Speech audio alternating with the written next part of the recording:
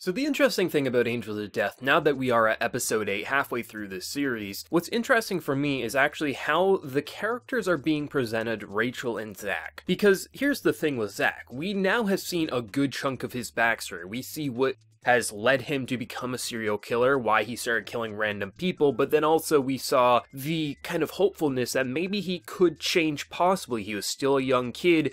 Yes, he's killed 4 people at that point, but still, the old man really seemed like a bridge to his heart, but then once the old man got killed, essentially everything went to shit and he lost all hope for his life to be seemingly normal. Whereas we have Rachel, who clearly in this building is being perceived as nothing but a lost sheep, more or less. Or sometimes just a demon past the point of no return, whereas Zach is being ignored by everyone in this building because Zach admits to what he does. He kills people mindlessly, and everyone, he admits to his sins, whereas clearly Rachel is hiding away her sins. Now, we don't know the full details of what it is that's wrong with her. We know clearly one of her parents killed the other, as seen by that one image in her flashback there. We also know she likes to stitch up dead animals and make them whatever the hell she perceives them as, but we don't know exactly what she has done that's truly wrong. Did she also kill people randomly, or did she kill people because her back was against the wall? Did she not kill anyone? We don't know exactly what it is, but she clearly runs away from her sins and just wants death. So I kind of like the idea of the priest and him kind of making her relive those floors, but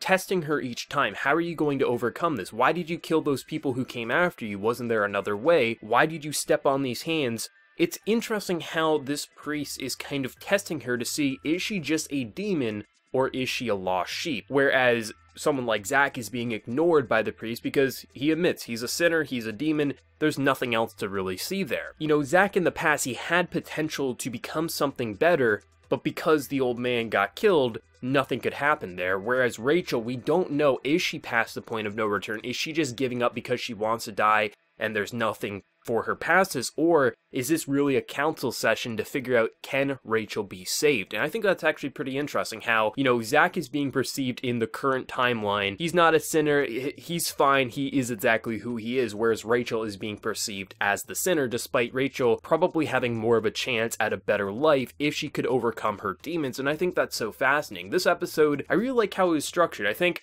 when we have it separated clearly into a Rachel and Zach episode, half for Rachel, half for Zach, it actually becomes pretty damn interesting. I like how the first half was functioning on Rachel reliving those floors, but I appreciate the fact that it wasn't just another puzzle or another test. It was a psychological test. Having this priest determine what it is that's wrong with her. Why is she going about a violent way to get the medicine for Zach? Is she a demon? Is she a lost sheep? I like that. I thought it was going to be very predictable, very cliche for this series, where we would just tackle obstacle A, obstacle B, get the item, get back to Zach, make it feel like a game, like it was adapted from. But I appreciate the fact that it was more psychological and character driven, and how you can clearly see the priest is kind of testing her, like, what's wrong with her? Why is she going about this? And I like the idea of seeing the ghosts of kind of like the past people. I still think the reason she's seeing ghosts and seeing weird things is due to the fact that she was kind of like, she had to breathe in some weird gas that was coming from that Bible, so she's probably seeing things she normally wouldn't see. Though the fact that Danny is back at the end, that's clearly not an illusion, that's real, but I don't really find that to be that surprising because I don't know what's wrong with this dude, if there's multiple Dannys,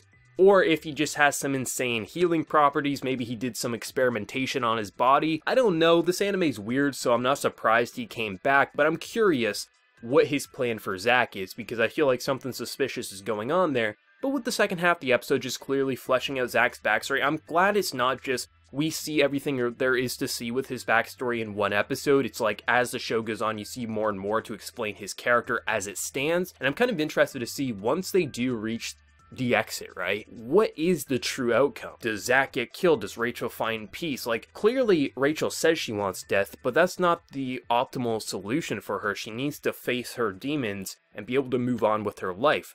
We also still don't know how bad her backstory got, so we don't know, is she past the point of no return? Does she deserve a better tomorrow or not? That's pretty exciting. I like this episode a whole lot. I like how it was detailed, I liked how it was structured, I like how it's not just rehashing the same floors to kind of add episodes. It actually made these floors feel new and interesting. They didn't overstay their welcome. It was get in, get out, push a button to unlock an elevator, but it was more about testing Rachel's character of how she deals with things, and clearly she deals with it in a very violent way, so I'm excited to see where that's going to go. But that's all I had to say on the episode. Let me know what you're feeling down in that comment section below. If you enjoyed the video, remember to leave a like, and if you're new, also be sure to subscribe. So until next time, everyone, please take care and have a good one.